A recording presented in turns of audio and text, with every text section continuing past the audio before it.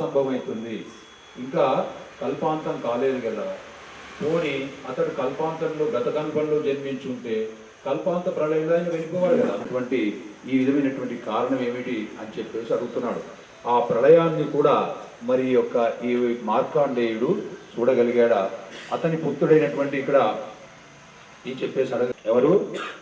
ఈ యొక్క శౌనకాది మునులు సూతుని అడుగుతున్నారు, ఈ రహస్యం చెప్పమంటే అప్పుడు చెప్తున్నాడు. అటువంటి మార్కాండేయు మహర్షి దివ్యానుభూతిని ఏ విధంగా అంటే ఆ దివ్యానుభూతిని అనుభూతిని చెందినటువంటి గొప్పవాడు. మరి అదేవిధంగా అతడు ఉపనయనాది సంస్కారాలన్నీ కూడా వేద శాస్త్రాలను అధ్యయనం చేసిన తర్వాత మరి అతడు ఏం చేశాడంటే ఆ జన్మ మార్కాండేయుడు అలా విధంగా చేసేవాడా? ఒక విధంగా మీరు వేసేటువంటి దానికి ఎప్పుడో ఆయన యొక్క తపస్సు భగ్నమైపోయేది. కానీ అలా కాలేదు అంటే అతడు ఏ కోరిక లేకుండా ధ్యానంలో ఉన్నాడు. 6 మన్వంతరాల నుండి తపస్సు చేస్తున్నటువంటి మార్కాండేయుణ్ణి మరి మనం ఈ విధంగా చేయడం తప్పుగా భావించేసి ఇంద్రుడు కూడా సిగ్గుపడ్డాడట.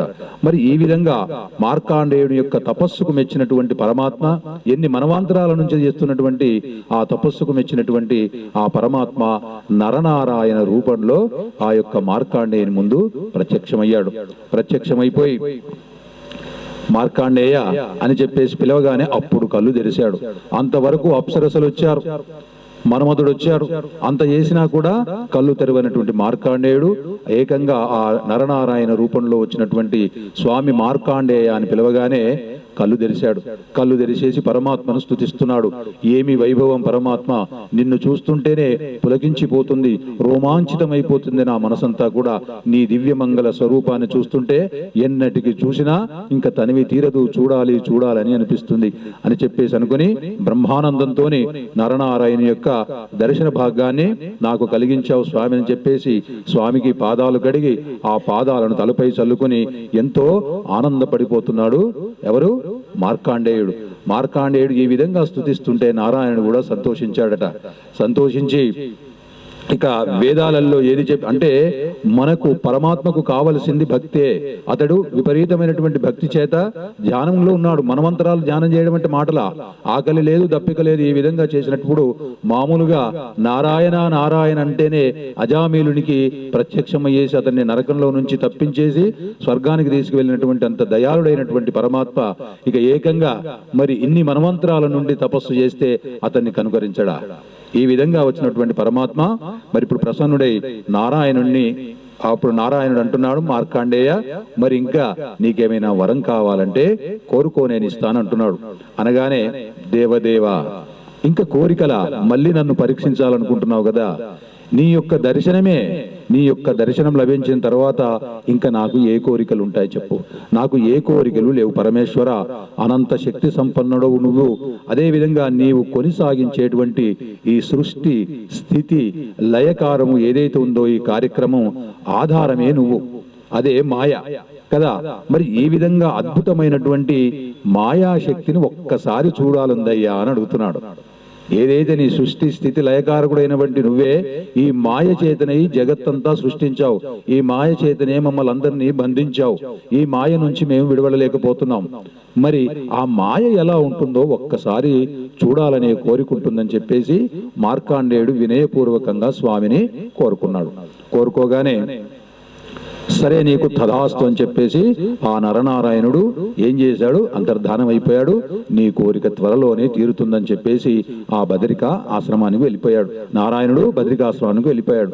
ఆ తర్వాత ఇక మార్కాండేయుడు ఏ విధంగా ఉన్నాడంటే ఇప్పుడు అతని పరిస్థితి అగ్ని యందు, భూమి యందు, వాయు యందు, జలమునందు, ఆకాశమునందు ఎక్కడ చూసినా పరమాత్మనే కనపడుతున్నాడు ఆయనకు. ఇక వేరేది ఏది లేదు. ఈశ్వర సర్వభూతానామని ఏదైతే శాస్త్రం చెప్పిందో అదే విధంగా అన్ని భూతాలలో పరమాత్మనే చూసుకుంటూ అన్యమైనటువంటి సంతోషంతో ఇంకా మళ్ళీ ధ్యానం చేస్తూనే ఉన్నాడు.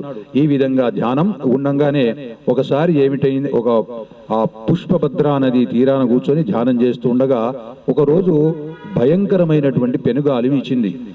ఆ పెనుగాలి ఎలా ఉందంటే అత్యంత భయంకరంగా ఉంది. ఆ పెనుగాలి వీయడము, అదే విధంగా దానితో పాటు ఉరుములు మెరుపులతో కుంభవృష్టి కురుస్తా ఉంది. మొదలు గాలితోనే చాలా ఇబ్బంది అయింది. ఆ తర్వాత కుంభవృష్టి వస్తూ ఉంది. ఆ కుంభవృష్టి ఏ విధంగా ఉందట, ఏనుగు తొండంలో నుంచి వస్తే నీళ్లు ఎలా వస్తాయో, ప్రళయం జరిగేటప్పుడు ఏ విధంగా జరుగుతుందో ఆ విధంగా ఆ కుంభవృష్టి పడతా ఉంది. ఆ కుంభవృష్టితోని వచ్చినటువంటి నీళ్లు ఏ విధంగా ఉన్నాయటంటే, ఆ నీళ్ళన్నీ కూడా ఆకాశాన్ని అంటుతున్నాయట. అంటే మొత్తం అంతా కూడా నిండిపోయింది. మరి నిండిపోయినప్పుడు ఈయనకేం కాదా, అలానే ఉన్నాడు ధ్యానంలో.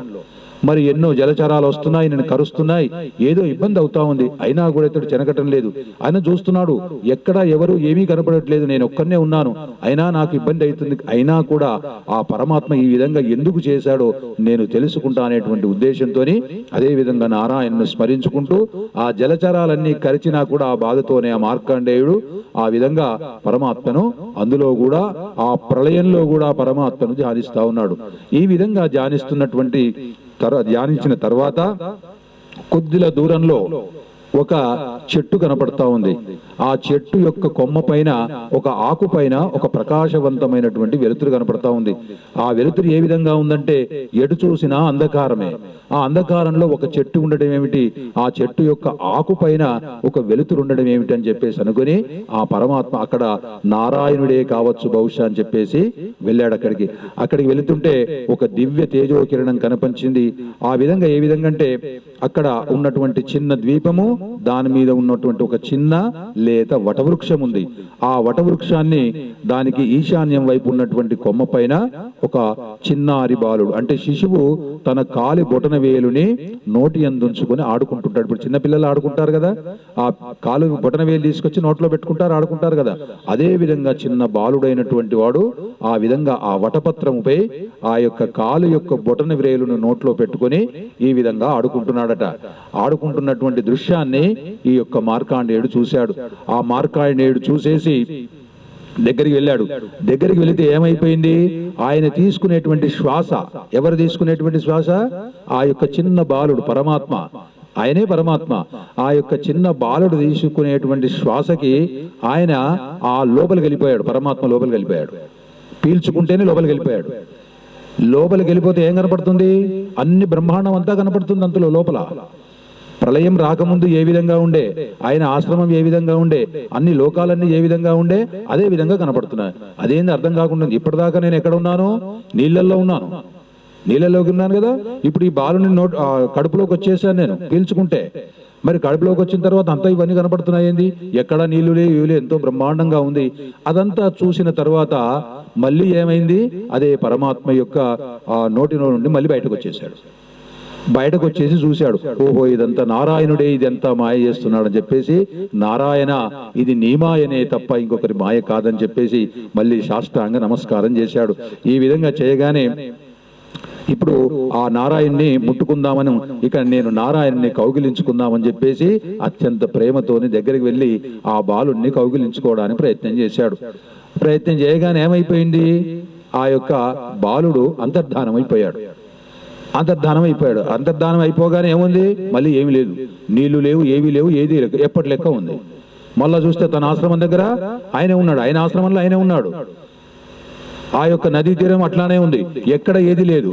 అంటే ఇంతవరకు తను చూసింది ఏంది, మాయ. ఏమడిగాడు, నీ మాయ ఎలా ఉంటుందో చూడాలని అన్నాడు కదా. ఇంతవరకు చూశాడు, భయపడ్డాడు, మళ్ళీ పరమాత్మను వేడుకున్నాడు. ఇప్పుడు ఏమైంది, మళ్ళీ ఏమీ లేదు. మాయ అంటే లేనిది ఉన్నట్టుగా, ఉన్నది లేనట్టుగా కనిపించేదే మాయ. ఆ మాయను సృష్టించేవాడే పరమాత్మ. మళ్ళీ మాయకు అతీతుడుగా ఉండేటువంటి వాడు పరమాత్మ. ఈ విధంగా ఎంతో సంతోషపడ్డటువంటి పరమాత్మ అప్పుడు గ్రహించాడు.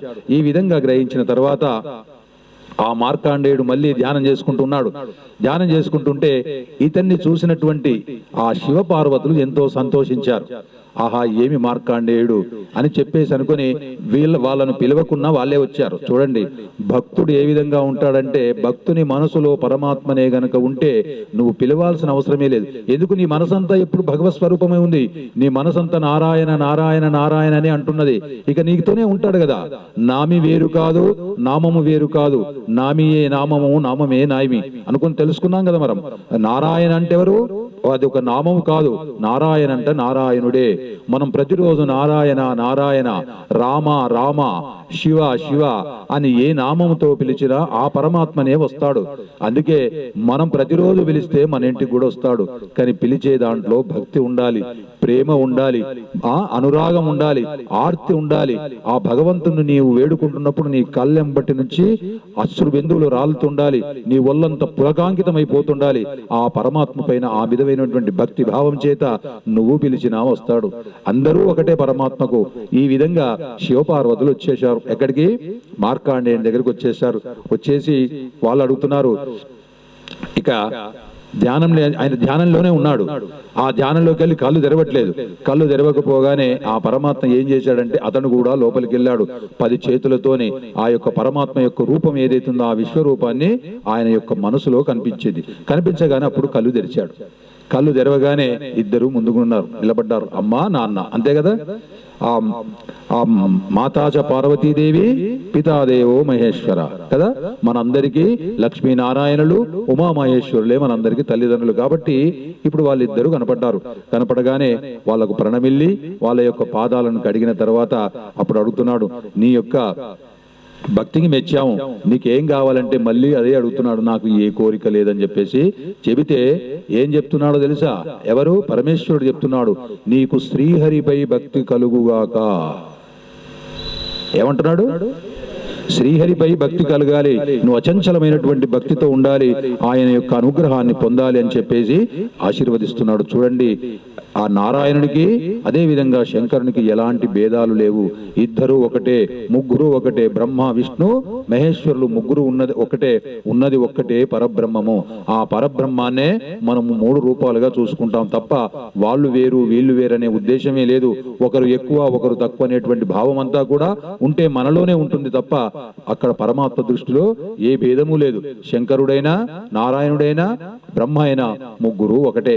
అదే విధంగా ఇప్పుడు ఏం చెప్తున్నాడు? నువ్వు శ్రీహరి గురించే ఇంతవరకు చూసావు కదా, శ్రీహరి చూపించినటువంటి మాయ చూసావు కాబట్టి నీకు శ్రీహరి యందు భక్తి అనుగ్రహాన్ని పొందినటువంటి వాడు కాబట్టి నీకు భక్తి కలుగుగాక అని చెప్పేసి ఆ విధంగా ఆశీర్వదించాడు. ఇక శ్రీహరి యందు నీవు నిశ్చల భక్తి కలవాడివై కల్పాంతము వరకు కూడా ఆ జనన మరణాలు లేనటువంటి వాడివై సత్కీర్తితో ఉంటావు అని ఆశీర్వదించి ఇంకేం చెప్తున్నాడో తెలుసా? పార్వతీ పరమేశ్వరుడు నీ యొక్క అనుచరులతో నిష్క్రమించాడు. ఆ విధంగా నిష్క్రమించిన తర్వాత ఇంకేం చెప్తున్నాడంటే, నీ యొక్క పేరుతోనే నీ పేరుతో ఒక పురాణాన్ని కూడా ఉంటుందని చెప్పేసి ఆశీర్వదించాడు. అదే మార్కాండేయ పురాణం. మా అనే అక్షరంతో ఉన్నటువంటివి 2 పురాణాలు, మత్స్య పురాణం, మార్కాండేయ పురాణం. 18 పురాణాల్లో అది కూడా పరమేశ్వరుడు ఆశీర్వదించాడు. ఈ విధంగా ఆ యొక్క మహిమను తెలుసుకున్నాడు. ఎవరు? మార్కాండేయుడు. ఈ విధంగా మాయ ఎలాంటిదో శ్రీహరి యొక్క ఆ కృప వల్ల అతడు తెలుసుకోగలిగాడు. ఇది మార్కాండేయుని యొక్క చరిత్ర. ఇంతటితోని మనకు ఈ మార్కాండేయ చరిత్రతోని మళ్ళీ మనకు ద్వాదశాదిత్యులకు ఆ భాగవతం యొక్క మహత్యం గురించి మనకి ఇప్పుడు ఒక కథ చెప్పుకుందాం. ఇప్పుడు బ్రహ్మాండమైనటువంటి కథ ఏమిటంటే, ఈ తుంగభద్ర నదీ తీరంలో ఒక సద్బ్రాహ్మణుడు ఉన్నాడు. ఆయన పేరు ఏమిటంటే ఆత్మదేవుడు. ఆయన భార్య పేరు ఏమిటంటే దుందుబి. వీళ్ళంతా కూడా బ్రాహ్మణులు. మరి బాగా ఉన్న దాంట్లో కూడా దాన ధర్మాలు చేసేవాళ్ళు. ఆ దాన ధర్మాలు చేసుకుంటూ సంతోషంగా ఉన్నారు. భార్య గయ్యాలి. ఏమిటంటే ఇక్కడ జరిగింది, వాళ్లకు సంతానం లేదు. ఎంతో కష్టపడుతున్నారు కానీ వాళ్ళ యొక్క సంతానం లేదు. సంతానం లేకపోవడం వల్ల అతడు ఒక రోజు బాధతోని ఒకసారి అరణ్యంలోకి వెళ్తాడు. ఏమిటి ఇన్ని ఉన్నాయి నాకు, అందరూ కూడా పిల్లా పాపలతో అందరూ బాగున్నారు, మరి నేనేమో నా పరిస్థితి ఈ విధంగా ఉందని చెప్పేసి బాధపడుతున్నాడు. ఆ విధంగా బాధపడుతుంటే అక్కడికి ఒక సన్యాసి వచ్చాడు. సన్యాసి వచ్చిన తర్వాత అతన్ని చూశాడు. చూసిన తర్వాత ఏమిటి మరి ఇలా ఎందుకున్నావు, ఎందుకు బాధతోనున్నావు అంటే, సంతానం అనేది లేదు. అప్పుడు చెప్పాడు, నీ దృష్టిలో సంతానం లేదయ్యా, ఒకవేళ సంతానం ఉన్నా ఏం బాగుంది, దానివల్ల అన్ని కష్టాలే కదా, సంసారము, పిల్లలు, వాళ్ళు చెప్పకపోతే కూడా మాట వినకపోతే అంత దుఃఖభారమైనటువంటిది, ఆ పిల్లలు ఎందుకయ్యా అంటే, లేదు లేదు, నేను ఎంత కష్టమైనా మంచిదే, పిల్లలు నన్ను ఎంత ఇబ్బంది పెట్టే వాళ్ళైనా పర్వాలేదు కానీ నాకు సంతానం ఉంటే బాగుంటుందని చెప్పేసి ఆయనే ఆ బ్రాహ్మణుడు అడిగాడు. ఆ బ్రాహ్మణుడు అడగానే సరే మరి సంతోషమే, మరి అట్లయితే నీకొక మామిడి పండు ఇస్తాను నేను, ఆ పండు తీసుకెళ్ళి నీ భార్యకి ఇవ్వు, నీ భార్యకు ఇచ్చిన తర్వాత 1 సంవత్సరం పాటు ఒకటే పూట భోజనం చేయాలి, హరినామ సంకీర్తన చేయాలి, అదే విధంగా దాన ధర్మాలు చేస్తుండమని చెప్పు, 1 సంవత్సరం తర్వాత నీకు పండంటి బిడ్డ పుడతాడని చెప్పేసి ఆ పండును ఆ యొక్క బ్రాహ్మణుడికి ఇస్తాడు. ఇవ్వగానే ఆ పండు తీసుకెళ్లి భార్యకి ఇస్తాడు. భార్యకి ఇచ్చేసి ఆయన వెళ్ళిపోతాడు. వ్యాపారం గురించి చాలా దూరం వెళ్ళిపోతాడు. వెళ్ళిపోయినాక ఆ భార్య ఏమనుకుంటుందో తెలుసా? ఈ పండు తింటే నాకు సంతానం వస్తుంది కదా, ఆ పురిటి నొప్పులు ఎవడబడాలి, ఆ పురిటి నొప్పులు బాధ అవుతుంది కదా, ఆ పురిటి నొప్పులు నాకు అవసరం లేదు అని చెప్పేసి అనుకున్న సందర్భంలో ఆమె యొక్క అక్క వేరే ఊళ్ళో ఉంటుంది, ఆమె కూడా వచ్చింది. రాగానే విషయం అంతా చెప్పింది. ఇదంతా దాని కొరకు ఎందుకు బాధ, నువ్వెందుకు బాధపడతావు, ఏమీ బాధపడకని చెప్పేసి ఇద్దరూ కలిసి ఆ సన్యాసి ఇచ్చినటువంటి ఆ పండును తీసుకెళ్లి ఆవుకు తినిపిస్తారు. ఆవుకు తినిపించేస్తారు. ఈ ఆవుకు తినిపించిన తర్వాత ఇప్పుడు ఏమైందంటే నువ్వేమి బాధపడకూడదు, ఆమె గర్భవతి, వాళ్ళ అక్క గర్భవతి, నాకు ఒక శిశువు జన్మించగానే నీకు ఇచ్చేస్తాను. అబ్బా ఎంత బాగుంటుంది అని చెప్పేసి అన్నారు. మరి నేను ఊరికే ఇవ్వను, నాకు ధనం కావాలి, నీకు ధనం నేను ఇస్తాను. ఇప్పుడు ఏమైంది? పురిటి నొప్పులు లేకుండా ఏ బాధ లేకుండా తల్లి కాబోతా ఉంది, ఇక సంతోషంగా ఉన్నది. ఇప్పుడు ఏమైందంటే ఆ 9 నెలలు కాగానే ఆ బిడ్డను కాగానే వాళ్ళందరూ తీసుకొని వస్తారు. ఆ అక్క బావ వాళ్ళందరూ తీసుకొచ్చి ఈమెకి ఇస్తారు. ఈమెకి ఇచ్చిన తర్వాత ఇప్పుడు ఏమైంది? కావలసిన డబ్బు ఇచ్చేసింది. ఈయన వచ్చేసాడు. ఎవరు? ఆమె భర్త వచ్చేసాడు, ఆ బ్రాహ్మణుడు వచ్చేసాడు. వచ్చేవరకంటే పండంటి బిడ్డ కనపడతా ఉన్నాడు. చాలా సంతోషపడ్డాడు. ఇన్ని రోజులకు నాకు సంతానం కలిగిందని చెప్పేసి అనుకున్నాడు. అనుకుంటే బిడ్డ అయితే వచ్చాడు, కానీ పాలు రావాలిగా, అవునా కాదా? ఈమెకి ఎట్లా వస్తాయి? వచ్చే అవకాశం లేదు. ఈ అక్కకున్నాయి. మరి నాకు కొద్దిగా ఇబ్బందిగా ఉంది, నేను మా అక్క వాళ్ళ ఇంటికి వెళ్ళి ఉంటానని చెప్పేసి అన్నాడు. అంటే సరే ఉండిపో అని చెప్పేసి అన్నా. కానీ ఆ అక్క ఇంటికి పోతుంది, కొన్ని రోజులు ఉంటారు, ఇక అన్ని వాళ్ళు ప్లాన్లు అన్ని వేసుకుంటారు. అంత లోపల ఈ ఆవు కూడా బిడ్డకు జన్మనిస్తుంది. మగ బిడ్డ జన్మించాడు. మొత్తం శరీరం అంతా మానవ శరీరము ఆవు యొక్క చెవులతోనే వచ్చాడు. అప్పుడు తండ్రి ఎంతో సంతోషపడ్డాడు. ఏమిటి ఇంట్లో నాకు కొడుకు పుట్టాడు, ఇక్కడ ఆవుకు కూడా ఎప్పుడైనా కూడా లేగదూడలు రావాల్సింది, ఈ రోజు మరి ఆ కొడుకు వచ్చాడనేటువంటి సంతోషంతో అతనికి గోకర్ణుడు అనేటువంటి పేరు పెడతాడు. అదే విధంగా ఆయన యొక్క కొడుకు ఏమిటి పెడతాడు? దుందుబుడు. భార్య పేరు దుందుభి, కొడుకు పేరు దుందుబుడు అనేటువంటి పేరు పెడతారు. ఇప్పుడు ఇద్దరు వచ్చారు. వచ్చిన తర్వాత వాళ్ళు పెరుగుతున్నారు, పెద్దవాళ్ళు అవుతున్నారు. ఈ విధంగా గోకర్ణుడేమో సకల వేదాలు, శాస్త్రాలు, గాయత్రి మంత్రము, బ్రాహ్మణులకు ఉండాల్సినటువంటి విధులన్నీ కూడా బ్రహ్మాండంగా నేర్చుకుంటున్నాడు, ఆరితేరిపోతున్నాడు. వీడు దుర్మార్గుడు అయిపోయాడు. ఎవరి వరకు? ఆ యొక్క అక్క కొడుకు. అది మనకు తెలుసు కదా. ఆ వాడు ఏంటంటే వాడు చేయనటువంటి దుష్కర్మ లేదు, వాడు చేయనటువంటి దుర్మార్గమైనటువంటి పని లేదు. ఈ విధంగా ప్రతిరోజు కూడా ఆ దుష్కర్మలు చేస్తూ ఉన్నాడు. అప్పుడు బాధపడుతున్నాడు తండ్రి, ఎందుకు వచ్చింది నాకు ఈ సంతానం? ఆ రోజు సన్యాసి చెప్పాడు, ఎంతో మంచి పేరున్నటువంటి ఇతనికి ఈ కొడుకు వల్ల ఎంతో చెడ్డ పేరు వస్తూ ఉంది. వాడు చేయనటువంటి పని లేదు, పేరుకు బ్రాహ్మణుడు, అన్ని చేస్తున్నాడు, ఏది చేయకూడదు అన్ని చేస్తున్నాడు. వీడు మాత్రము ఆవుకు జన్మించినటువంటి ఈ గోకర్ణుడు మాత్రం రోజు రోజుకు అతని యొక్క తేజస్సు పెరిగిపోతా ఉంది. ఈ విధంగా కొంతకాలం అయిన తర్వాత అతడు ఏమనుకుంటాడంటే, ఇక నేను బ్రతికి లాభం లేదనుకుంటాడు తండ్రి. అనుకొని ఇక నేను ఏ విధంగానైనా చనిపోతా అని చెప్పేసి అడవికి వెళుతుంటే కొడుకు ఆపేస్తాడు. చిన్న కొడుకు ఆపేసి, ఏమి నానా ఇటు పోతున్నావు అంటే, లేదురా మీ అన్న వల్ల నేను కడరాని కష్టం పడుతున్నాను, ఇక నేను ఉండలేను, నేను వెళ్ళిపోతున్నా అంటే, ఎక్కడికి వెళ్తావు? అడవికి వెళ్తావు. అడవికి వెళ్ళిన నీ మనసు ఏం ఆలోచిస్తుంది?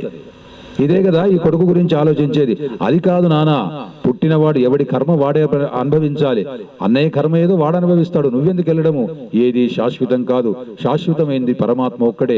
నీకున్నటువంటి జీవితాన్ని అంతా కూడా ఏం చేయాలి? నువ్వు పరమాత్మ యొక్క నామ సంకీర్తనతోని, ఆ పరమాత్మ యొక్క కథలతోని ఈ విధంగా నీ జీవితాన్ని గడుపు.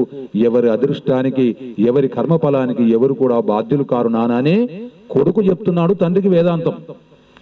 ఈ విధంగా కొడుకు చెప్పగానే ధైర్యం వచ్చేసింది. పోనీలే వాడు బతికేదో వాడు బతుకుతాడని చెప్పేసి ఉన్నాడు. ఈ విధంగా గడిచిపోయింది. గడిచిపోయిన తర్వాత కొంతకాలానికి తండ్రి మరణిస్తాడు. మరణించిన తర్వాత ఇక తల్లి ఉంది. ఆ తల్లి ఏం చేస్తుందంటే, ఇప్పుడు ఆమె దుర్మార్గురాలే కదా, ఆమె దుర్మార్గురాలే. ఇప్పుడు తండ్రి లేకపోగానే ఇప్పుడు అతనికి ఏమైపోయింది? అతనికి అడ్డే లేదు. ఇక కావలసినటువంటి దుర్మార్గమైన పనులన్నీ చేస్తున్నాడు. ఆ దుర్మార్గమైనటువంటి పనుల వల్ల అందరూ కూడా చెడ్డ పేరు అనగానే పాపం తల్లి కూడా చనిపోతుంది. ఇప్పుడు ఇక ఎవరూ లేరు. ఇప్పుడు తనకున్నటువంటి సంపాదన అంతా తీసుకొస్తున్నాడు, వేశ్యలకు ఇస్తున్నాడు. వేశ్యలతోని ఆ ఒక 2-3 వేశ్యలను తెచ్చుకొని ఇంట్లోనే పెట్టుకున్నాడు. ఇక వాళ్ళు ఏం చేస్తున్నారంటే డబ్బు తీసుకురా అంటే ఇక వాడు చెయ్యని దొంగతనం లేదు, చెయ్యని దుర్మార్గమైనటువంటి పనులు లేదు ఈ యొక్క దుందుబుడు. ఈ విధంగా చేస్తూ ఉంటే వాళ్ళకి ఏమనిపించిందంటే రోజు డబ్బు తెస్తున్నాడు అంటే అన్యాయంగా అందరిని దోచుకొని డబ్బు తీసుకొస్తున్నాడు. ఈ విధంగా తీసుకొచ్చిన తర్వాత వాళ్ళకి ఏమనిపించిందంటే వీడు ప్రతిరోజు తీసుకొస్తున్నాడు డబ్బు, అంతా బాగానే ఉంది. కానీ ఏదో ఒక రోజు, ఇప్పుడు మనం పోలీసు వాళ్ళు అంటాం, అక్కడ రక్షక భటులు వస్తారు. రక్షక భటులు వచ్చేస్తే ఏం చేస్తారు? వీని పట్టుకుంటారు. పట్టుకుంటే ఉన్న ధనం పోతుంది, మనల్ని తీసుకుపోయి జైల్లో వేస్తారు. కాబట్టి ఇది బాగా కాదు, ధనం అంతా బాగానే సంపాదించాడు. కాబట్టి ఇప్పుడు మనం ఏం చేద్దాం? వీని చంపేద్దాం. వీని చంపేస్తే ఏమవుతుంది? ఆ ధనాన్ని తీసుకుని మనం వెళ్ళిపోవచ్చు. బాగా డబ్బు సంపాదించాడని అనుకుని ఆ ఉన్నటువంటి వేశ్యలంతా కూడా ఒకటిగా మాట్లాడుకొని వీడు పడుకున్నటువంటి సమయం చూసి వీన్ని కాళ్ళతో బాగా కట్టేస్తారు. కట్టేసి ఆ ఉరితాడు వేసి బిగిస్తారు. అయినా కూడా పాపి చిరాయి అంటారు కదా, వీడు చావట్లేదు. చావకపోతే ఇప్పుడు ఎలా? తెల్లవారిందంటే మనం చచ్చిపోతాం కదా. అందుకొరకు ఏం చేశారంటే వేడి వేడి నిప్పులు తయారు చేసి వాని ముఖం మీద అంతా పోశారు. వాడిని ఆఖరు చంపేశారు. చంపేసిన తర్వాత ఆ ధనాన్ని అంతా తీసుకున్నారు. ఈ వేశ్యలు పారిపోయారు. ఏమైంది చూడండి జీవితం. ఒక్కసారి మనం చేసేటువంటి చిన్న తప్పు వల్ల మనం అజామిలుని చూసాం. మనం ఆ కథలో నేర్చుకున్నాం. అజామిలుడు ఎంత ఉత్తమమైనటువంటి భక్తుడు. అన్ని చేసినా కూడా వినరాంది విన్నాడు, చూడరాంది చూశాడు, చివరికి ఏమైపోయాడు మనం తెలుసుకున్నాం. అదేవిధంగా నారాయణ అనేటువంటి 4 అక్షరాలు అతన్ని ఏ విధంగా రక్షించిందో కూడా మనం తెలుసుకున్నాం. ఇప్పుడు ఇతడు చనిపోయాడు. ఈ చనిపోగానే ఈ యొక్క ఆ తమ్ముడు ఉన్నాడుగా గోకర్ణుడు. ఆ గోకర్ణుడు అంతకుముందు ఏం చేశాడు? ఆయన తీర్థయాత్రలకి నైట్ వెళ్ళిపోయాడు. ఈయన తండ్రి అడవిలోకి వెళ్ళిపోతాను ఈయన వెళ్ళిపోయాడు. ఇక ఆయన ఏమైందో తెలియదు.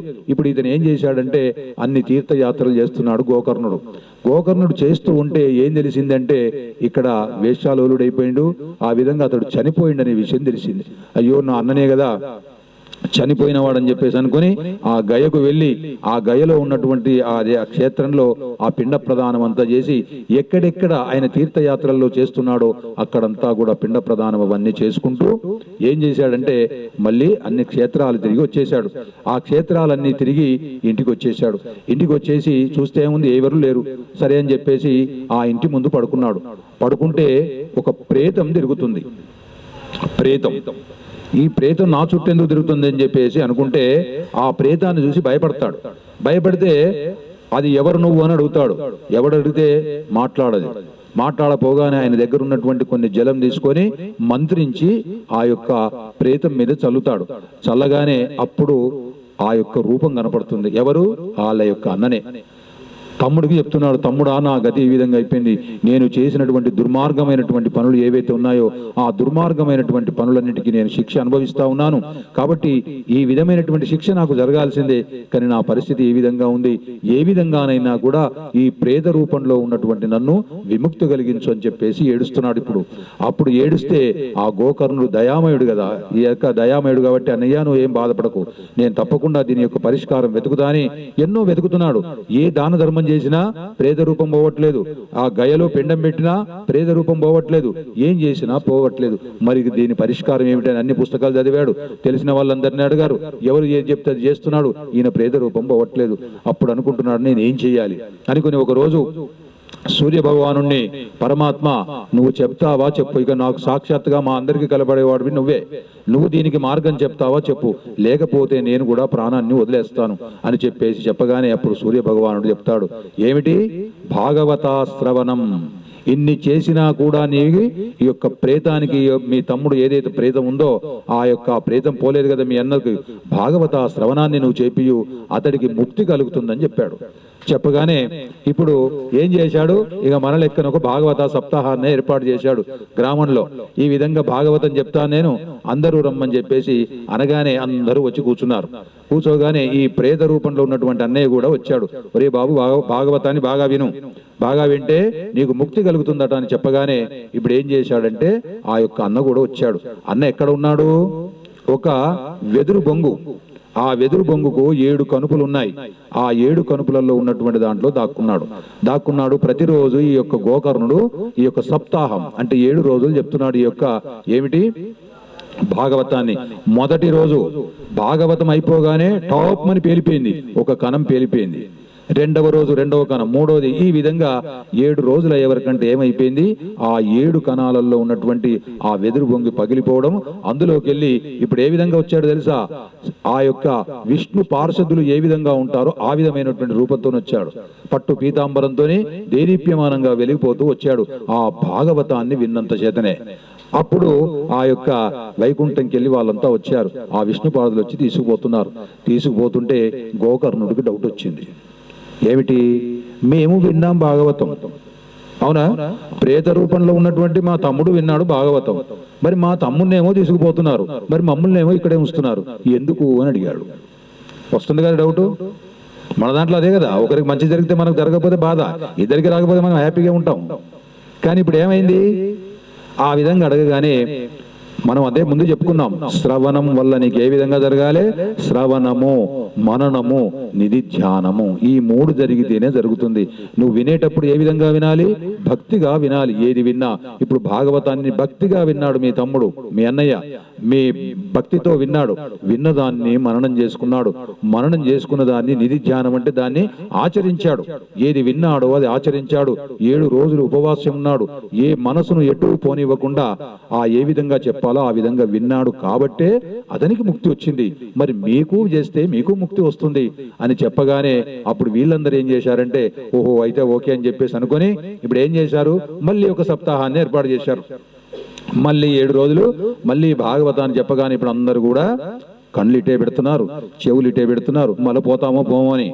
ఈ విధంగా అనుకొని ఆ భక్తితోని 7 రోజులు ఆ యొక్క ఆ భాగవతాన్ని విన్నారు. విన్నదాన్ని శ్రవణం చేసుకున్నారు. మననం, నిధి ధ్యానం ఏ విధంగా చేయాలో ఆ విధంగా చేయగానే ఇప్పుడు ఏకంగా ఎవరు వచ్చారో తెలుసా, సాక్షాత్తు విష్ణువే వస్తాడు. విష్ణువే వచ్చేసి ఈ గోకర్ణుని ఆలింగనం చేసుకుంటాడు. ఈ విధంగా నువ్వు ఈ విధంగా చెప్పేసి ఇంతమందిని కూడా నువ్వు అంతా బాగుపరిచినటువంటి పుణ్యాత్ముడి కాబట్టి అని చెప్పేసి వాళ్ళందరినీ కూడా వైకుంఠానికి తీసుకెళ్తాడు. ఇది భాగవతం యొక్క మహత్యం. భాగవతం ఎవడు వింటాడో, ఎవడు చదువుతాడో, ఎవడు వినిపిస్తాడో భక్తి శ్రద్ధలతోని వాడు చివరికి చేరేది పరమాత్మ యొక్క దగ్గరికి చేరుతాడనేది ఈ భాగవతం యొక్క కథ. కాబట్టి మనమంతా కూడా భాగవతాన్ని బాగా విన్నాము. మనం కూడా అందరు భాగవతం విన్నాం కాబట్టి మనం కూడా శ్రవణం, మననం, నిధి ధ్యానం చేసి ఆ పరమాత్మ యొక్క పాదపద్మాల దగ్గరికి వెళ్ళాలని ఆశిస్తూ ఇంతటితో మనం భాగవతాన్ని ముగిద్దాం. బోలో శ్రీకృష్ణ పరమాత్మకి, బోలో శ్రీకృష్ణ పరమాత్మకి, బోలో శ్రీకృష్ణ పరమాత్మకి, వ్యాస భగవానికి, వ్యాస భగవానికి. ఈ విధంగా వ్యాస భగవానుడు మనకు 18 పురాణాలు అందించాడు. అందులో ఒక పురాణాన్ని, భాగవత పురాణాన్ని మనం ఆ పరమాత్మ యొక్క కృపచేత 1 సంవత్సర కాలం పాటు దీన్ని మనం అంతా చెప్పుకున్నాం. ఇక దీని ఫలశ్రుతి గురించి 1-2 మాటలు చెప్పుకొని ఇక మనం వేరే కార్యక్రమాలకు వెళ్ళిపోదాం. ఫలశ్రుతి అంటే ఇంకా ఏమిటంటే ఈ భాగవతం యొక్క ఫలం గురించి చెప్పాలంటే ఎంత చెప్పినా కూడా అది తనివి తీరదు. అదే విధంగా శ్రీమద్ భాగవతం ఏమిటంటే సర్వ ఉపనిషత్తుల యొక్క సారము. అన్ని ఉపనిషత్తులు ఏవైతే ఉన్నాయో అన్ని ఉపనిషత్తుల యొక్క సారమే ఈ యొక్క భాగవతము. నదులలో గంగా పవిత్రమైనటువంటిది. అదే విధంగా దేవతలలో శ్రీమన్నారాయణుడు ఉత్తముడు, విష్ణు భక్తులలో అదే విధంగా శంకరుడు అగ్రగణ్యుడు, పురాణాలలో శ్రీమద్ భాగవతము పవిత్రమైనటువంటిదని చెప్తున్నాడు. ఇంకా అదే విధంగా వైష్ణవులు ఎవరైతే ఉన్నారో ధనము, ధర్మము, పరమహంసులైనటువంటి యశీశ్వరులతో జ్ఞానమంతా ఈ పురాణంలో ఉన్నది.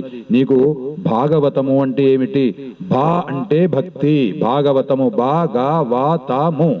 బా అంటే భక్తి, గా అంటే జ్ఞానము, వా అంటే వైరాగ్యము, తా అంటే తపస్సు, మూ అంటే ముక్తి. అంటే మనకు భక్తి ఇస్తుంది, జ్ఞానాన్ని ఇస్తుంది, తపస్సునిస్తుంది, అదే విధంగా వైరాగ్యాన్ని ఇస్తుంది, చివరికి నీకు మోక్షాన్ని కూడా ఇచ్చేది భాగవతము. అత్యంత పవిత్రమైనటువంటిది ఈ భాగవతము. ఇక ఈ భాగవతంలో చెప్పబడినటువంటి నైష్కర్యం కర్మలు ఏవైతే ఉన్నాయో భక్తి, జ్ఞాన, వైరాగ్య జరిగింది. ఇంకేం చెప్తున్నాడంటే ఈ గ్రంథాన్ని ఎవడైతే భక్తితోని ఆదివారం నాడు గాని, ఏకాదశి నాడు గాని, ద్వాదశి నాడు చదివిన విన్న సర్వ పాపాలు తొలగుతాయి. దీనికి ఒక బంగారు పీఠం మీద పెట్టి ఒక యోగ్యునికి దానం ఇస్తే అతడు పరమగతిని పొందుతాడట. అంత శృతిలో చెప్తున్నాడు మనకు. నీవు ఏమి చేసినా పర్వాలేదు, ఏది చెయ్యకపోయినా పర్వాలేదు, రోజు భగవద్గీతలో ఒక 2 శ్లోకాలు చదువుకో, వీలైనప్పుడల్లా ఒక 2 పేజీలు భాగవతాన్ని చదువుకో. 12 స్కంధాలు రోజు 2 పేజీలు చదువుకుంటే ఏమవుతుంది? మనకు కలియుగంలో నువ్వు బాగుపడాలంటే మనకు కృతయుగంలో లేనిది, త్రేతాయుగంలో లేనిది, ద్వాపర యుగంలో లేనిది కలియుగంలో పరమాత్ముడు మనకిచ్చినటువంటి అవకాశం నామస్మరణ. నామస్మరణ, ఆ పరమాత్మని యొక్క నామాన్ని స్మరించుకుంటూ మనమందరం కూడా వైకుంఠానికి వెళ్ళాలని చెబుతూ భాగవతం యొక్క ఫలశ్రుతి ముగిస్తూ ఇంతటితో భాగవతాన్ని ముగిస్తున్నాను. ఆ పరమాత్ముడు నాకు ఇచ్చినటువంటి ఈ అవకాశాన్ని నేను సద్వినియోగం చేసుకున్నట్టుగా భావిస్తూ బోలో శ్రీకృష్ణ పరమాత్మకి, బోలో శ్రీకృష్ణ పరమాత్మకి, వ్యాస భగవానికి. అత్రాహీనంతు యద్భవేత్ తస్సర్వం క్షమ్యతాం దేవ నారాయణ నమోస్తుతే. హరి ఓం. ఓం శాంతి శాంతి శాంతి. శ్రీకృష్ణార్పణమస్తు. స్వస్తి. జై శ్రీరామ్, జై శ్రీరామ్, జై జై శ్రీరామ్.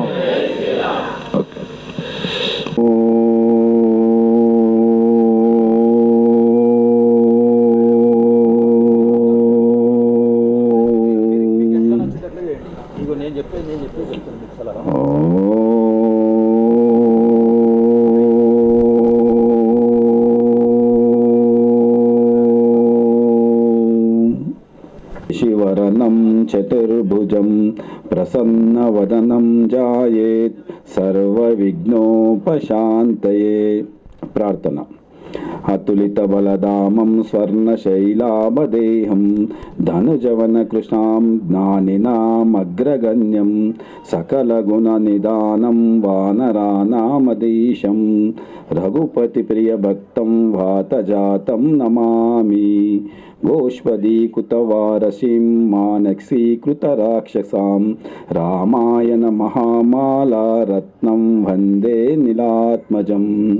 యత్ర యత్ర రఘునాథకమస్తకాంజలిం బాష్పవారీ పరిపూర్ణలోచనం మారుతిం నవత రక్షసాంతకం. సురసుధారీ వరణం రఘువర విమలయశ జోదాయక ఫలచారీ. బుద్ధిహీన తనుజానికై సుమిరౌ పవన కుమార.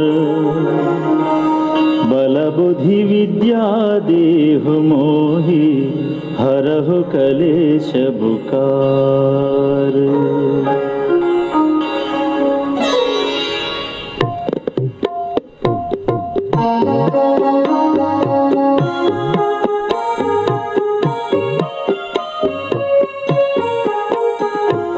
జయ హనుమాన జ్ఞాన గుణ సాగర జయ కపీశ త్రిపులోక ఉజాగర. రామదూత అతులిత బలధామ అంజని పుత్ర పవన సుత నామ.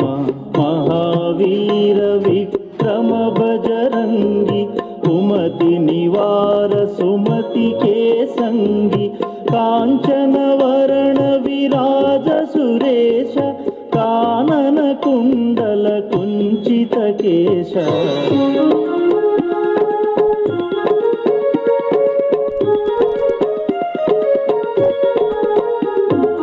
हाथ वज्र अरुध्वजा विराजै कान्धे मूंज जनेऊ चाजै.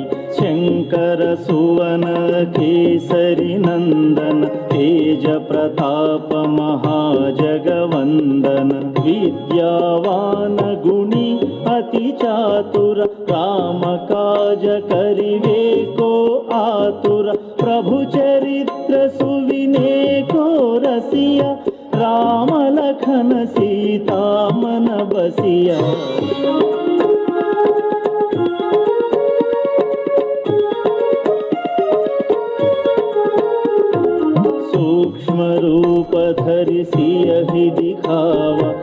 विकट रूप धरि लंक जलाव, भीम रूप धरि असुर संहारे, रामचंद्र के काज संवारे, लाय सजीवन लखन जियाए, श्री रघुवीर हरखि उर लाए, रघुपति किन्ही बहुत बड़ाई, कहा भरत सम तुम प्रिय भाई।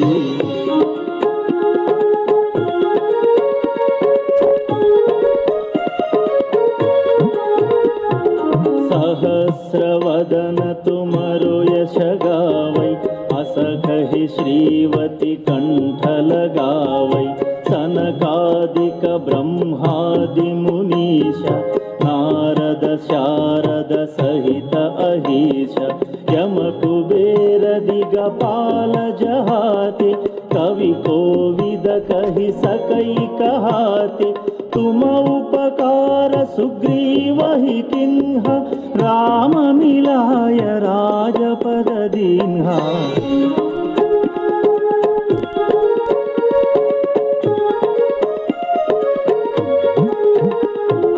तुम्हरो मंत्र विभीषण मान, लंकेश्वर भय सब जग जान, युग सहस्र योजन पर भानु, लील्यो ताहि मधुर फल जानु, प्रभु मुद्रिका मेलि मुख माहि, जलधि लांघि गए अचरज नाहि, दुर्गम काज जगत के जेते, सुगमानुग्रह तुम्हरे तेते।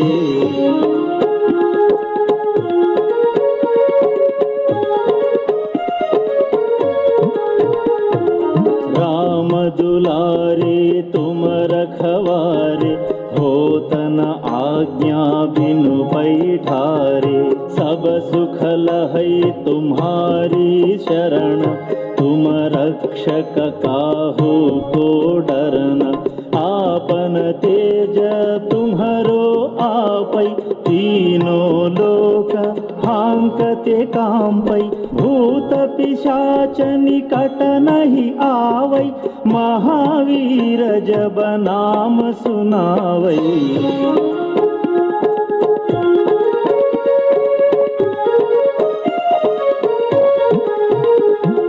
नासै रोग हरै सब पीरा, जपत निरंतर हनुमत वीरा, संकट से हनुमान छुड़ावै, मन क्रम वचन ध्यान जुलावै, सब पर राम तपस्वी राजा, तिनके काज सकल तुम साजा, और मनोरथ जो कोई लावै, तानो अमित जीवन फल पावै।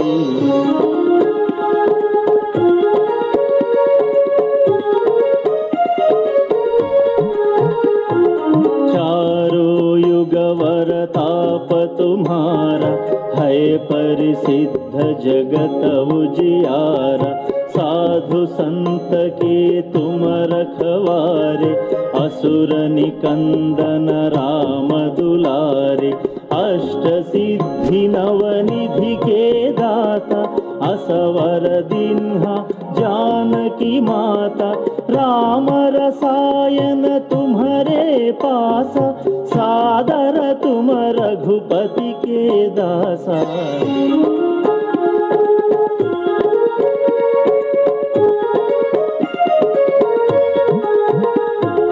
तुम्हारे भजन राम को भावै, जन्म जन्म के दुख बिसरावै, अंत काल रघुपति पुर जाई, जहाँ जन्म हरि भक्त कहाई, और देवता चित्तन धरई, हनुमत से सर्व सुख करई, संकट हटई मिटई सब पीरा, जो सुमिरई हनुमत बलवीरा।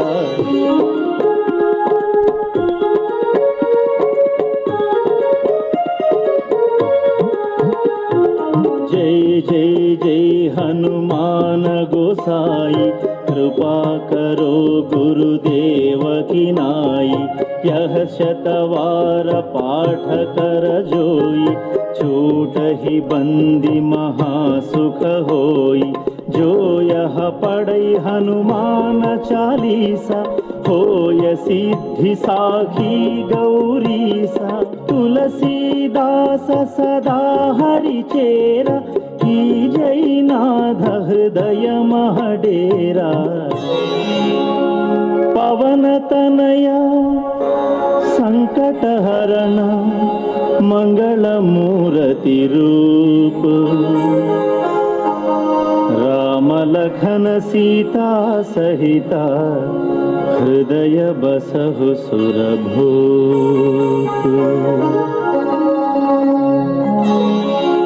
ఓం నమో భగవతే వాసుదేవాయ. మా సంకట విమోచన హనుమాన్ మందిర్ వినాయక్ నగర్లో మేము 2022 జూన్ 21 నుంచి హనుమాన్ చాలీసా, హనుమాన్ దండకము, శ్రీరామ రక్షా స్తోత్రము, అదేవిధంగా సత్సంగంలో భాగంగా శ్రీమద్ భగవద్గీత చెప్పుకోవడం జరిగింది. మరి అదేవిధంగా గత సంవత్సరం జూన్ 7 నుండి శ్రీమద్ భాగవతాన్ని కూడా చెప్పుకోవడం, మరి అదేవిధంగా ఈరోజు పూర్తి చేయడం జరిగింది. కాబట్టి మన యొక్క ధర్మాన్ని నిలబెట్టడం కొరకు మేము ఈ యొక్క వినాయక వాస్ కాలనీల వాళ్ళందరం కూడా కృషి చేస్తున్నాం. ఈ ధర్మో రక్షతి రక్షితః, మన ధర్మాన్ని మనమే రక్షించుకోవాలి. కాబట్టి ఇంకా ఈ సమయంలో మన ధర్మాన్ని, సత్సంగాలన్నింటినీ కూడా మన నగరంలో కానీ మన జిల్లాలో కానీ అంతటా ఇదే విధంగా అందరము భక్తులందరం కూర్చొని మరి అదేవిధంగా ఈ యొక్క సత్సంగాన్ని ఏర్పాటు చేసుకొని మన ధర్మరక్షణకు పాటుపడాలని చెప్పేసి మా యొక్క విజ్ఞప్తి. అదేవిధంగా నగరంలో కానీ జిల్లాలో ఎక్కడైనా కూడా భగవద్గీత వినాలన్నా, భాగవతం వినాలన్నా మరి నేను వస్తాను, అక్కడికి వచ్చి చెప్తాను. నా యొక్క సేవలు కావాలంటే నగరవాసులు వినియోగించుకోవచ్చు. అదేవిధంగా మా యొక్క ఈ బృందం ఉంది. ఈ హనుమాన్ చాలీసా పారాయణం కానీ, ఇలాంటి భాగవతం కానీ, భగవద్గీత కానీ ఎక్కడైనా చెప్పాలనుకుంటే మేమందరం వస్తాం. మా యొక్క సహాయ సహకారాలు అందరికీ అందిస్తాం. అదేవిధంగా మన ధర్మాన్ని, మన దేశాన్ని రక్షించుకున్నప్పుడే మన ధర్మం బాగుంటుంది. అదేవిధంగా మన ధర్మంపై ఏ విధమైన దాడి జరుగుతుందో మనం అందరం గమనిస్తూ ఉన్నాం. కాబట్టి ఈ సత్సంగాల్ని మనని రక్షిస్తాయి. దేశ రక్షణ, ధర్మరక్షణ, ఇదే మా సిద్ధాంతం. బోలో జై శ్రీరామ్, జై శ్రీరామ్, జై